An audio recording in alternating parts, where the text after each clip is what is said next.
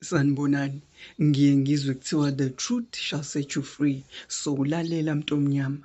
Ngo-1955, isitha laid the foundation for the destruction of umuntu omnyama. And njengamanje as of 2025, they are reaping the rewards. I-investment ivuthiwe.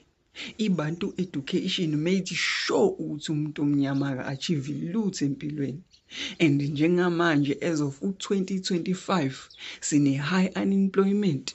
Abantu abamnyama bafuna ukuqala amabhizinisi, abantu abamnyama abayazi imali. So they are reaping the rewards isitha njengamanje.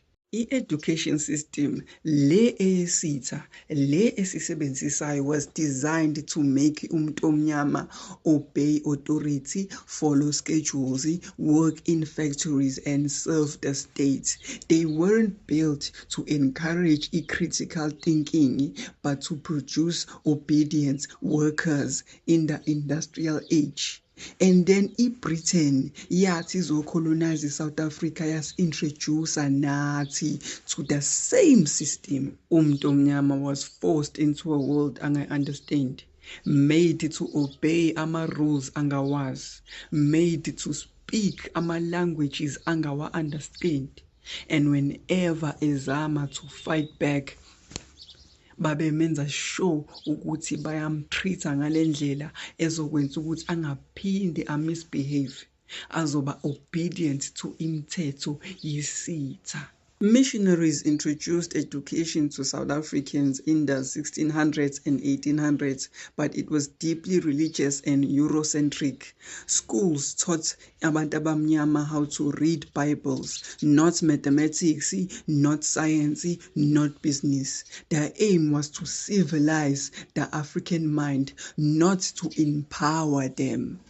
To this day, nothing has changed.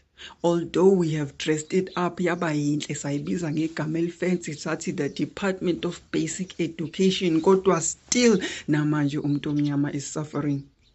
Iy'ngane don't learn about finances esikoleni. They don't teach financial literacy.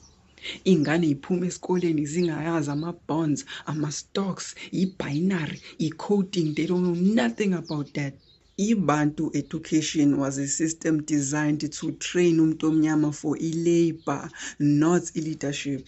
Iy'kole zesitha got more funding, better education, more subjects. Kodwa iy'kole zomuntu omnyama got overcrowded classes, poor infrastructure, and a narrow curriculum focused on obedience and manual work. Goal